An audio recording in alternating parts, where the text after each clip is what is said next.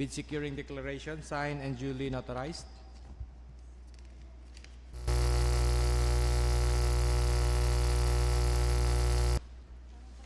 Omnibus sworn statement, signed and duly notarized.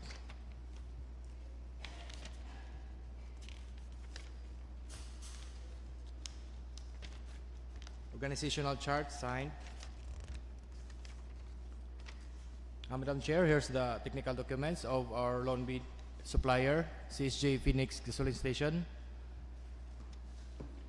And it passes our manual evaluation, but subject for further verification by the back members. Thank you. Thank you to the rest of the back members. Please conduct further verification of the submitted documents by CSJ Phoenix Gasoline Station. Now can we proceed with the opening of the financial proposal of CSJ Phoenix Gasoline Station? Thank you.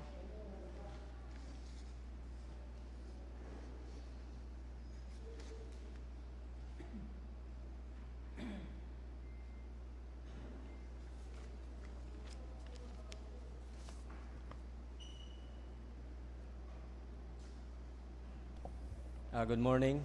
For contract ID 25GIL0031, I have here the financial documents of the loan supplier, CSJ Phoenix Gasoline Station. Their documents comprises of the following: bid form signed, bill of quantities signed,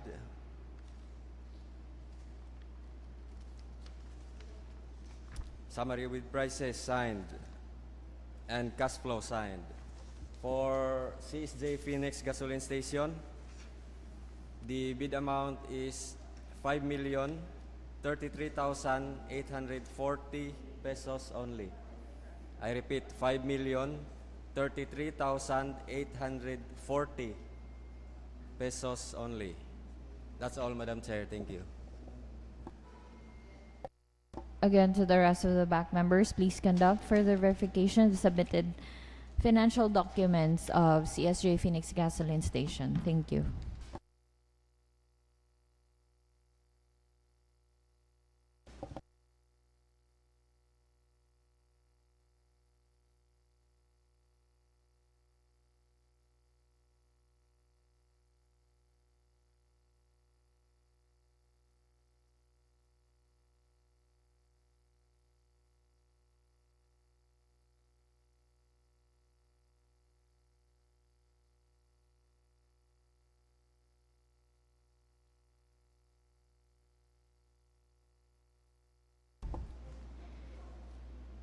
Since CSJ Phoenix Gasoline Station have passed the preliminary examination of both the technical and financial components of the bids, the BAC hereby declares the bid from CSJ Phoenix Gasoline Station is the lowest calculated bid with a bid amount of 5,033,840 pesos only.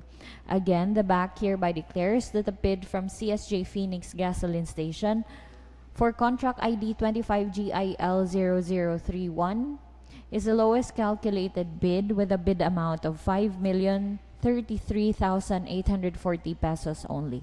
Let it be known that the said lowest calculated bid are still subject for further verification or post-qualification in accordance with the provisions of RA 9184 and its IRR. Thank you.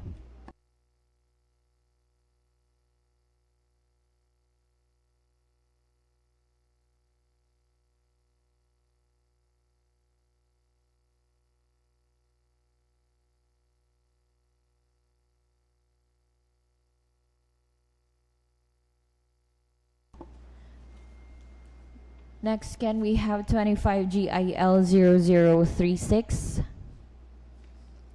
Secretariat, may we know who submitted bids for this contract? Thank you. For 25GIL0036, we have a loan supplier, Derps Grill and Restaurant. Thank you.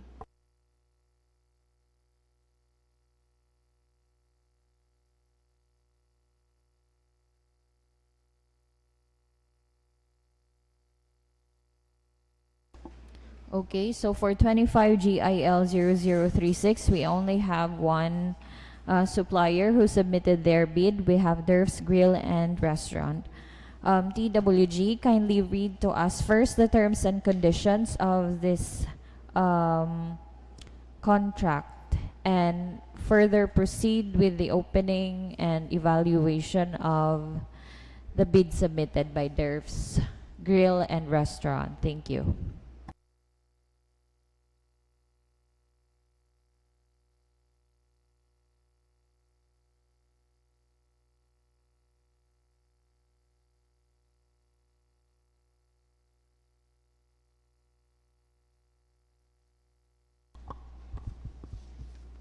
Terms and conditions. All entries must be typewritten or legibly written. Delivery period within 90 days upon receipt of the approved funded purchase order. Administrative penalties pursuant to Section 69 of the revised IRR, RA 9184 shall be imposed for non-delivery without valid reason. Warranty shall be for a minimum of 3 months for suppliers, for supplies and materials, 1 year for equipment, 3 years for IT equipment from date of acceptance by the end user. Price validity shall be for a period of 60 calendar days. PhilDep's registration certificate, mayor's permit, DTI shall be attached upon submission of the quotation, income tax return and omnibus sworn statement for procurement using the method of small value procurement. Bidder shall submit original brochures of the product. Please indicate the brand for each items being offered. The approved budget ceiling for this procurement is 742,500. Must have a physical store service center within Region 8 or within the province for technical purposes. That's all, Madam Chair. TWG, kindly proceed with the preliminary evaluation of the bid submitted by DERF's Grill and Restaurant. Thank you.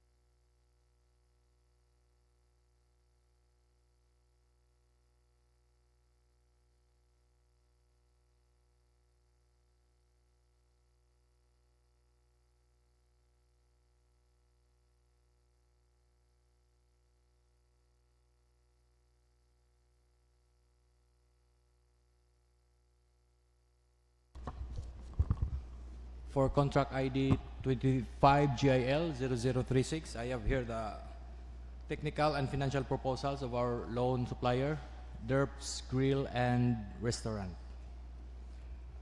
For the technical and financial proposal, it comprises of the following. PhilDep's registration valid until April 11, 2026. DTI certificate valid until January 24, 2029. Mayor's permit valid until December 31, 2025. Tax clearance valid until April 22, 2026. Audited financial statement date of filing is April 18, 2024.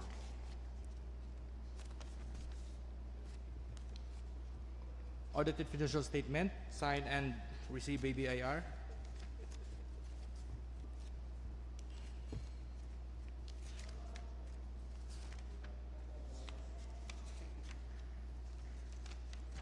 Omnibus sworn statement, signed and duly notarized.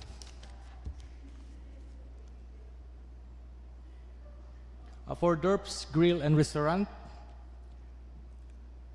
their financial proposal is 729,000 pesos only. I repeat, 729,000 pesos only. Madam Chair, here's the technical and financial documents of Derps Grill and Restaurant, and it passes our manual evaluation, but subject for further verification by the back members. Thank you. To the rest of the back members, please conduct further verification of the submitted technical and financial components of the loan bidder, Derps Grill and Restaurant. Thank you.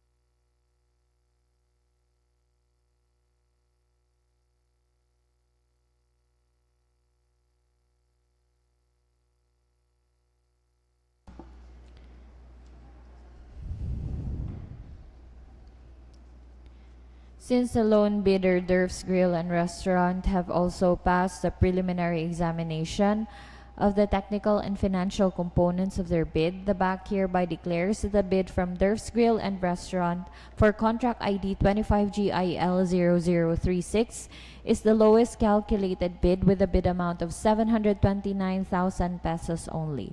Again, the BAC hereby declares that the bid from Derps Grill and Restaurant for contract ID 25GIL0036 is the lowest calculated bid with a bid amount of 729,000 pesos only.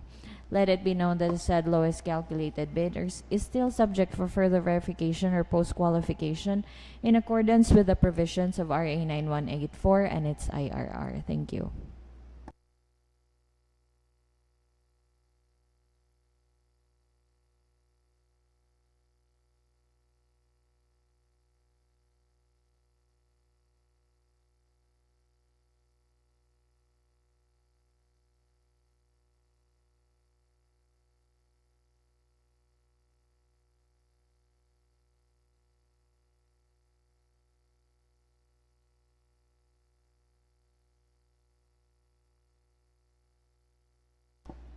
Can we now proceed to the 4 infra contracts? Okay.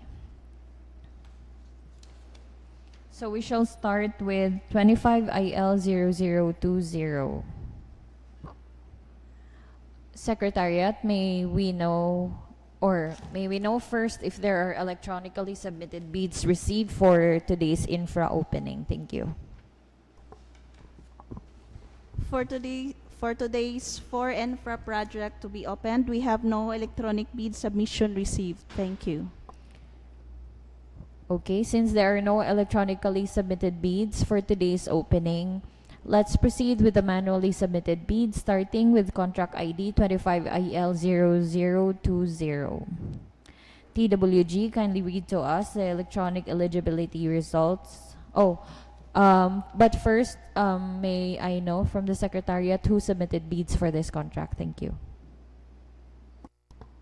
For 25IL0020 REINVITATION, we have a single supplier, AC Jones Construction Incorporated. Thank you. Okay, so for 25IL0020, we only have one bid received. That is from Easy Jones Construction Incorporated. TWG, kindly read to us the electronic eligibility result generated from CWA for Easy Jones Construction Incorporated. Thank you.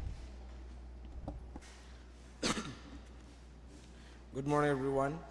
For contract ID 25IL0020, I have heard the electronic eligibility result of our loan bidder named Easy Jones Construction Incorporated. For his technical and financial aspect,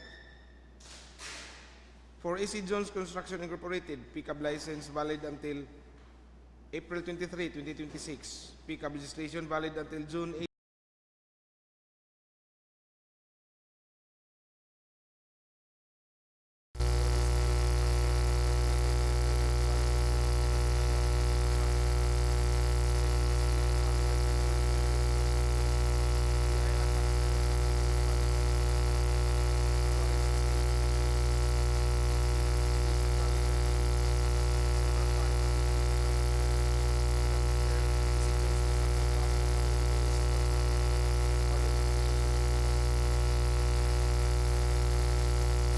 Secretariat proceed with the opening of the first envelope of the loan bidder, Easy Jones Construction Incorporated, and PWD conduct a preliminary examination of the technical components of the bid.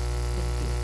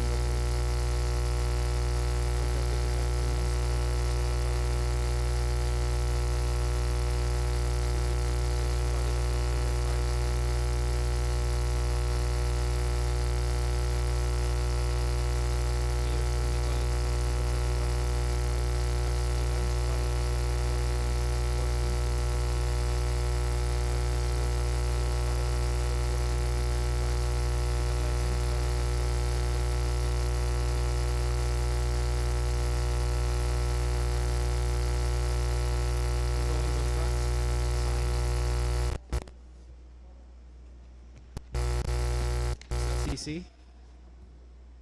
signed, audited financial statement, signed and received by BIR, NFCC in the amount of 26,956,956,374 pesos and 70 centavos only. Bid securing declaration, signed and duly notarized.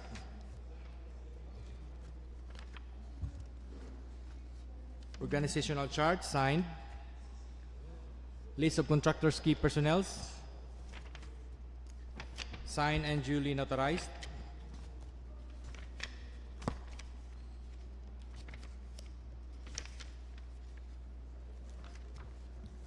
A major equipment, signed.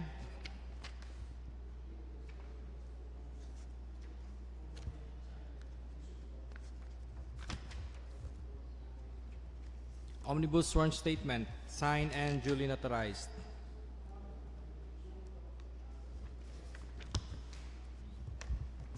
Madam Chair, here's the technical documents of our loan bidder, Easy Jones Construction Incorporated, and it passes our manual evaluation but subject for further verification by the BAC members. Thank you.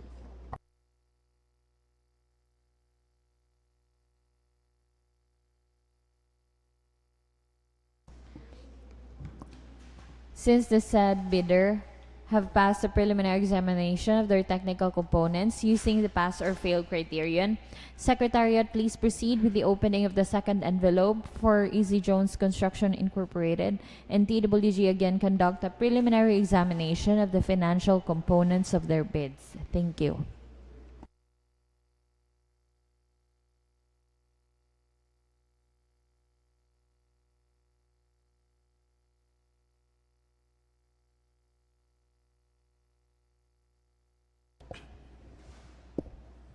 For contract ID 25IL0020, I have here the financial documents of the loan bidder, Easy Jones Construction Incorporated. And their documents comprises of the following.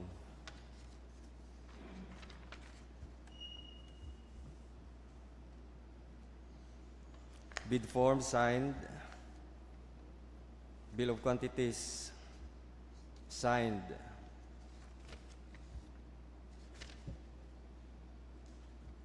Summary of bid prices signed. Detailed estimates signed. And cash flow signed. For Easy Zones Construction Incorporated, the bid amount is 144,593,124 pesos and 95 centavos only. I repeat, 144,593,124 pesos and 95 centavos only. That's all, Madam Chair. Thank you.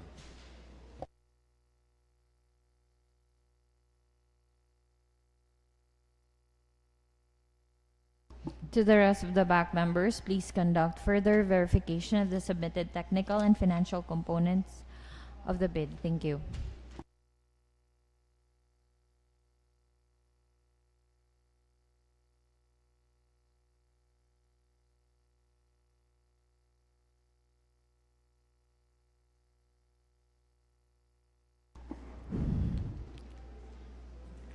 Since the said loan bidder, Easy Jones Construction Incorporated, have passed the preliminary examination of the financial components of their bid, the BAC hereby declares that the bid from Easy Jones Construction Incorporated for contract ID 25IL0020 is the lowest calculated bid with a bid amount of 144,593,124 pesos and 95 centavos.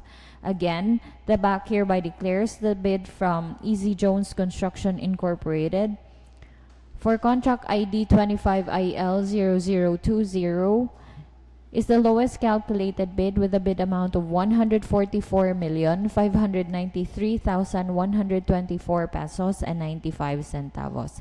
Let it be known that the said lowest calculated bid are still subject for further verification or post-qualification in accordance with the provisions of RA 9184 and its IRR. Thank you.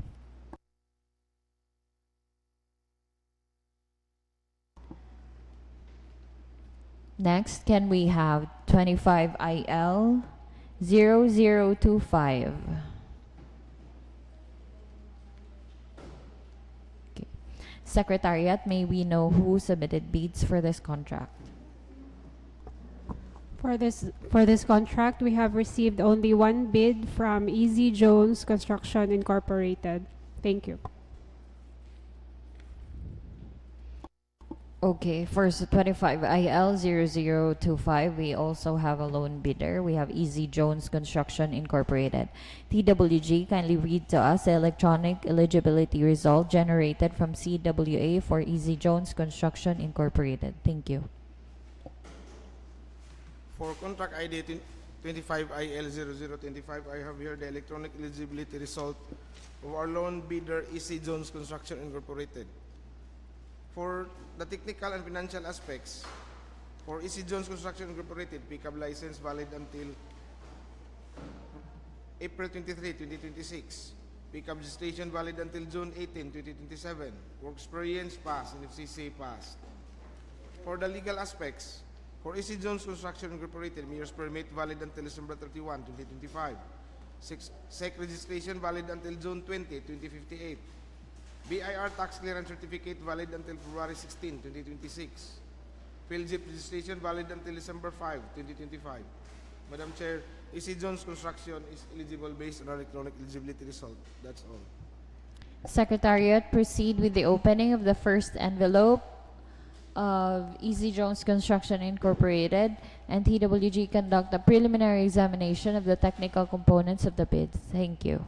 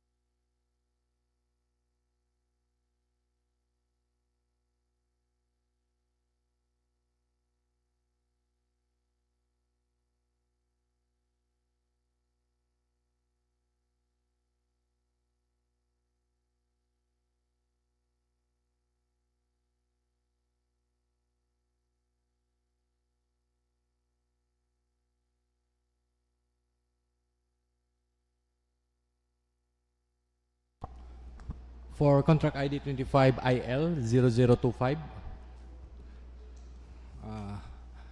I have here the technical documents of our loan bidder, Easy Jones Construction Incorporated.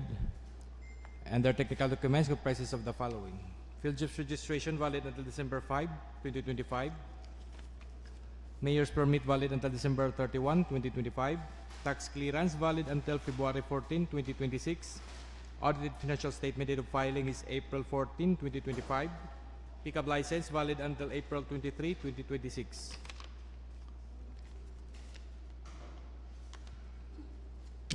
Ongoing contracts signed.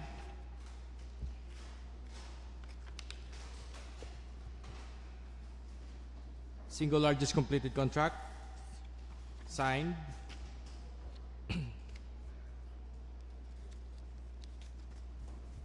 Audited financial statement signed and received by BIR.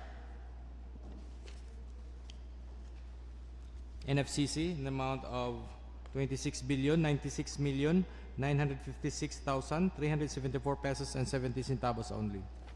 Bid securing declaration signed and duly notarized. Organizational chart signed. List of contractors' key personnel signed and duly notarized. List of contractors' equipment pledged to the contract signed. Omnibus sworn statement signed and duly notarized. Madam Chair, here's the technical documents of Easy Jones Construction Incorporated, and it passes our manual evaluation but subject for further verification by the back members. Since the said bidder have passed the preliminary examination of their technical components using the pass or fail criterion, Secretariat, please proceed with the opening of the second envelope for the bidder, and TWG again conduct a preliminary examination of the financial components of their bids. Thank you.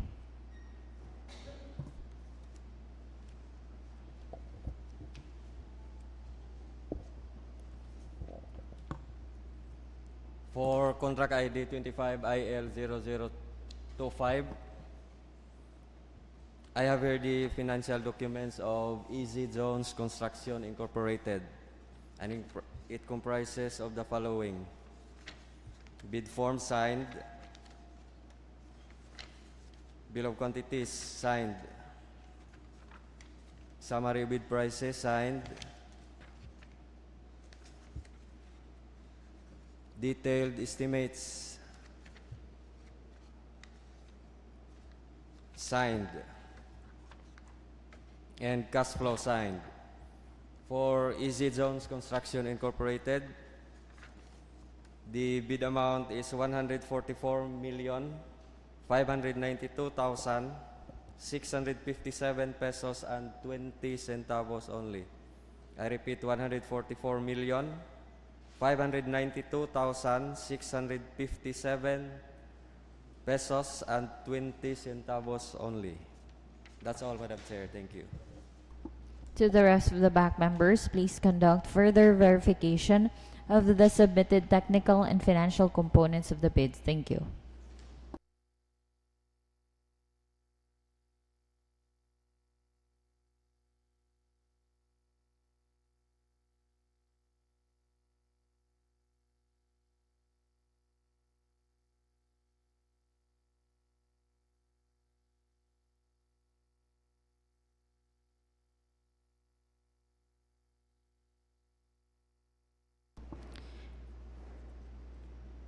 Since the said bidder have passed the preliminary examination of the financial components of their bid, the back hereby declares that the bid from Easy Jones Construction Incorporated for contract ID 25IL0025 is the lowest calculated bid with a bid amount of 144,592,657 pesos and 20 centavos. Again, the back hereby declares that the bid from Easy Jones Construction Incorporated for contract ID 25IL0025 is the lowest calculated bid with a bid amount of 144,592,657 pesos and 20 centavos.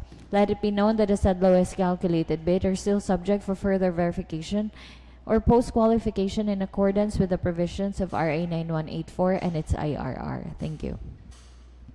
Next, can we have 25 IL 0068? Secretariat, may we know who submitted bids for this contract? For this contract, we have received 3 bids from the following contractors: Jainer Cepada Construction, JQD Construction and General Services, and Pablo S. Labasbas Construction Corporation. Thank you. Thank you. So for this contract, 25 IL 0068, we have 3 participating bidders. We have Jainer Cepada Construction, JQD Construction and General Services, and Pablo S. Labasbas Construction Corporation. TWG, kindly read to us the results of the eligibility checking of the bidders generated from CWA. Thank you. For contract ID 25 IL 008, I have here the electronic eligibility result of the 3 participating bidders, namely Jainer Cepada Construction, GQD Construction and General Services, and Pablo S. Labasbas Construction Corporation. For their technical and financial aspects, for Pablo S. Labasbas Construction Corporation, pickup license valid until July 19, 2026. Pickup registration valid until August 3, 2026. Work experience pass and FCC pass.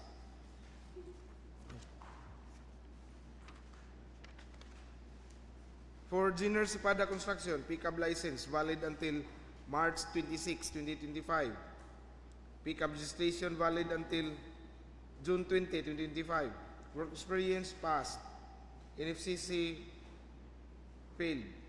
No 2023 financial statement. Failed also sa pickup license. License in the DPW's registry is not valid. For GQD Construction and General Services, pickup license valid until January 30, 2027. Pickup registration valid until May 25, 2025. Work experience pass and FCC pass. For the legal aspects, for Pablo S. Labasbas Construction Corporation, mayor's permit valid until October 10, 2025. Field jeep registration valid until November 17, 2025.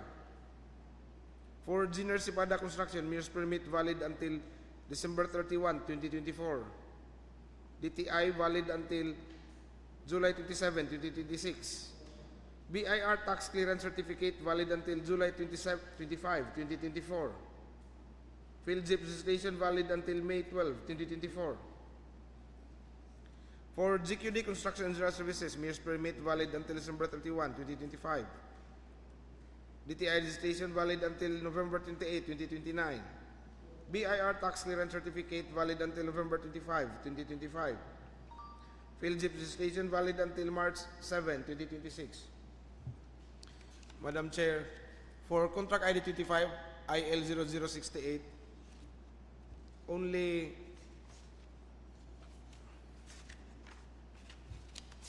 Pablo S. Labasbas Construction Corporation and GQD Construction and General Services are eligible, while Jainer Cepada Construction is eligible due to expired pickup license, no 2023 financial statement,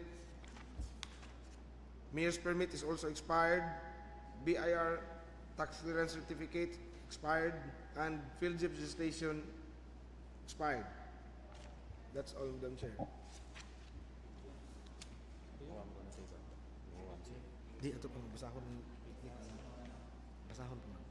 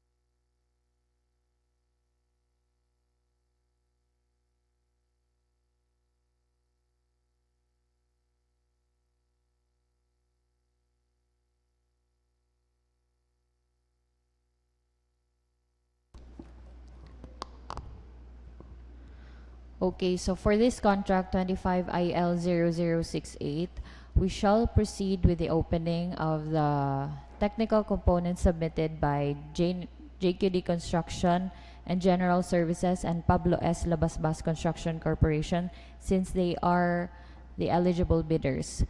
For Janer Sipada Construction, we will still proceed with the checking of their manually submitted documents if they are indeed compliant with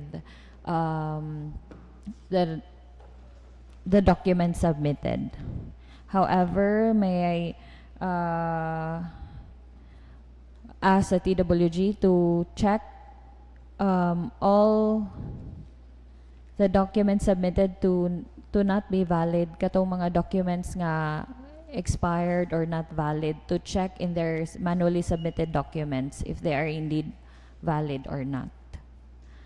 Okay, Secretariat, proceed with the opening of the first envelope of the bidders, and TWG conduct a preliminary examination of the technical components of the bids. Also, may I remind the Secretariat to please advise all participating bidders to update their entries in the CWA for future inconvenience. Thank you.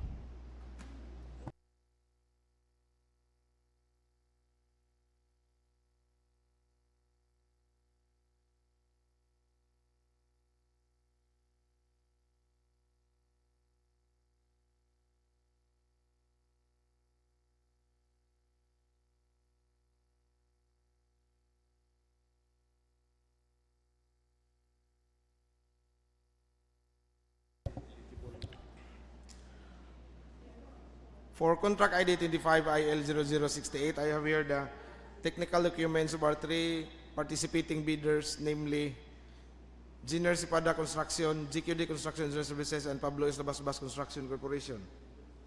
For Pablo S. Labasbas Construction Corporation, technical documents comprises of the following: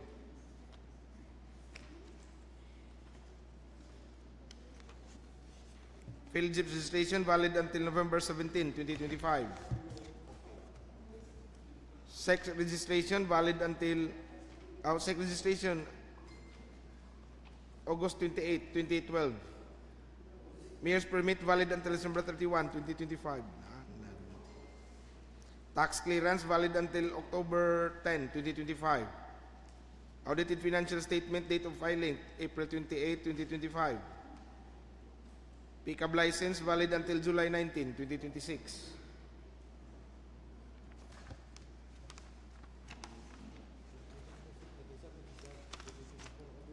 Single or just completed contract signed. Ongoing uncompleted contract signed.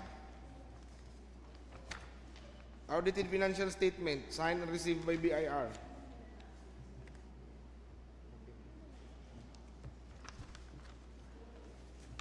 Organizational chart signed. Contractors key personnel signed.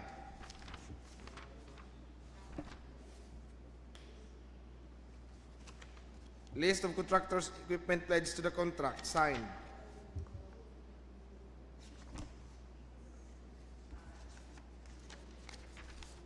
Omnibus sworn statement signed and duly notarized. Madam Chair, Pablo S. Labasbas Construction Corporation passed our manual evaluation, but subject for further verification from the back members. That's all.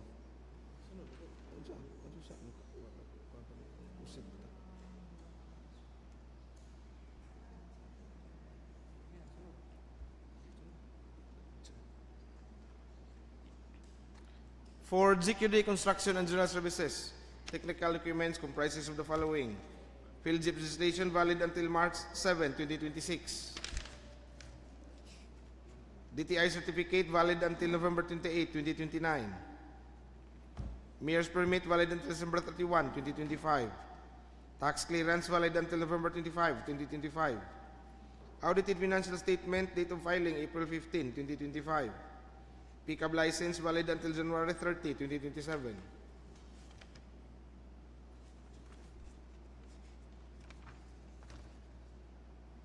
Single or just completed contracts signed.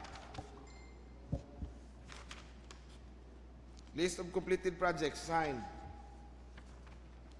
List of ongoing projects, signed. Audited financial statement, signed and received by BIR. List of contractors, key personnel, signed.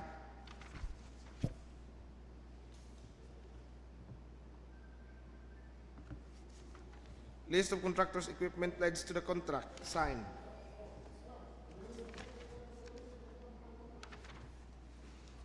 Omnibus sworn statement, signed and duly notarized. Madam Chair, GQD Construction and General Services passed our manual evaluation but subject for further verification from the back members.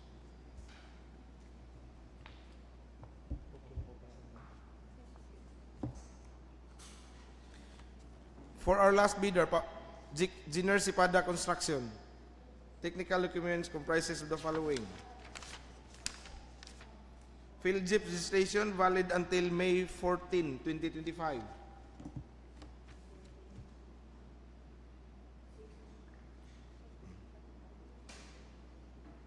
DTI certificate valid until July 27, 2026.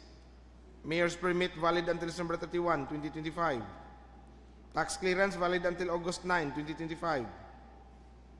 Audited financial statement date of filing April 14, 2025. Pickup license valid until March 26, 2026.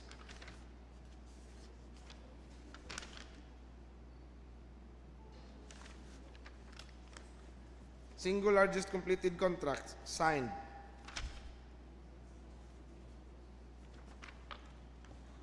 List of completed projects, signed. Audited financial statement date, signed and received by BIR.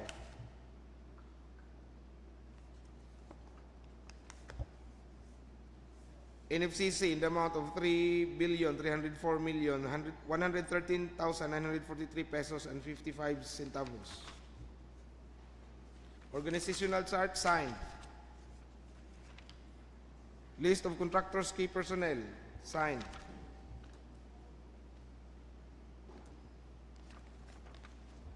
List of contractors' equipment pledged to the contract, signed.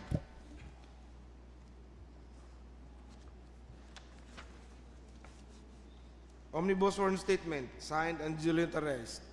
Madam Chair, Engineer Sipada Construction passed our manual evaluation but subject for further verification from the back members. That's all. Okay, so to confirm, for JQD Construction and General Services have passed and Pablo S. Labasbas Construction Corporation have passed the manual evaluation by the TWG. And for Jainer Sipada Construction, for mayor's permit, they have a validated mayor's permit which expires on December 31, 2025. Also, in their field jobs registration, it is also valid until May 14, 2025. May 14, 2025 or 26? For their pickup license, we have the validity of March 26, 2026. And for NFCC, since the reason for their failure is that they have no 2023 financial statement, they have attached a 2023 or an updated financial statement. So, which makes Jainer Sipada Construction pass the evaluation, preliminary evaluation of the first envelope. Since the three bidders have passed the preliminary examination of their technical components using the pass or fail criterion, Secretariat, please proceed with the opening of the second envelope for the three bidders and PWG again. Conduct a preliminary examination of the financial components of their bids. Thank you.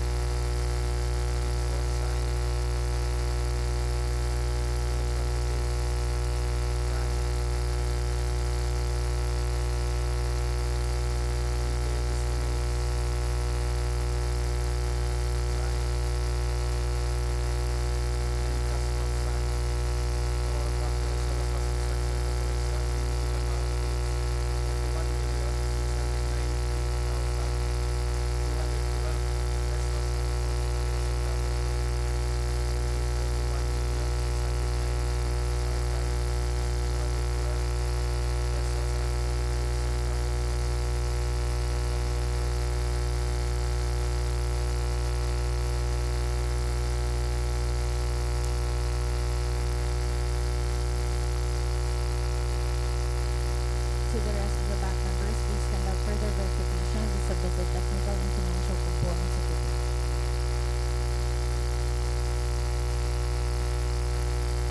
Since the following three bidders have also passed a preliminary examination of the financial components of their bids, the bank hereby declares the following bids for contract ID 25IL0068, starting with the lowest calculated bid by Jainer Sipada Construction with a bid amount of 41,459,599 pesos and 75 centavos, followed by JQD Construction and General Services with a bid amount of 41,464,569 pesos and 28 centavos, and lastly, from Pablo S. Labasbas Construction Corporation with a bid amount of 41,690,212 pesos and 43 centavos. Let it be known that the said lowest calculated bid is still subject for further verification or post-qualification in accordance with the provisions of RA 9184 and its IRR. Next, can we have the last one, 25IL.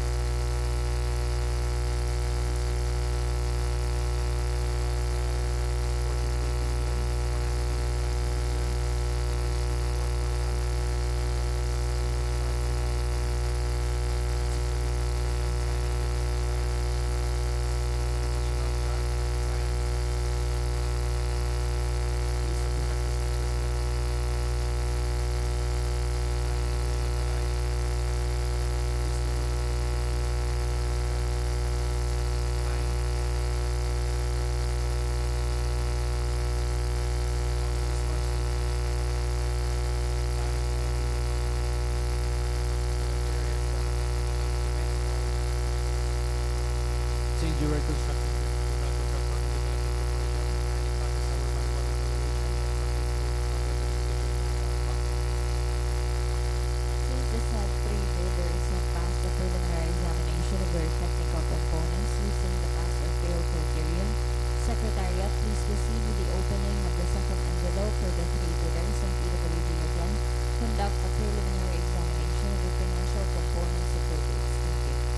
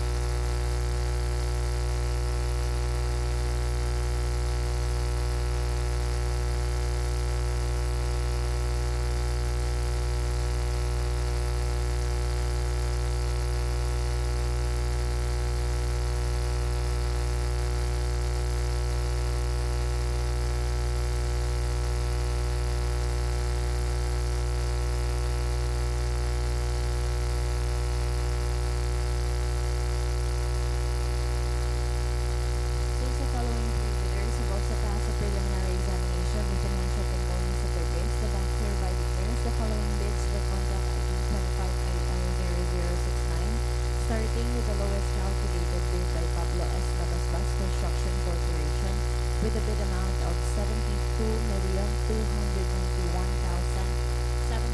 pesos and 55 centavos, followed by St. Gerard Construction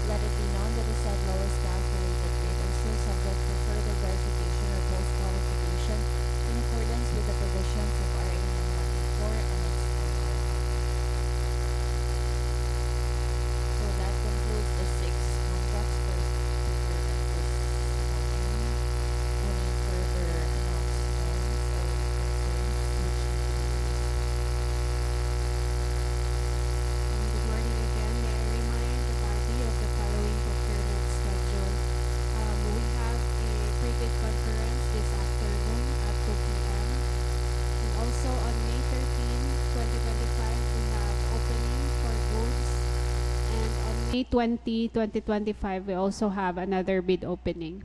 Thank you.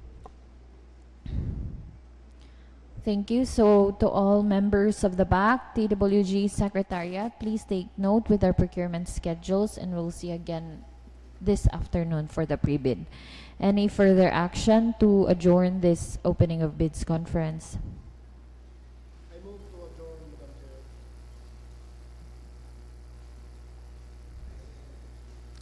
Since there is a motion for adjournment by Engineer Orais, duly seconded by Engineer Romo, this April 6, 2025, May 6, 2025 opening of bids conference is officially adjourned at 11:45 in the morning. Thank you everyone and hoping for a good day ahead.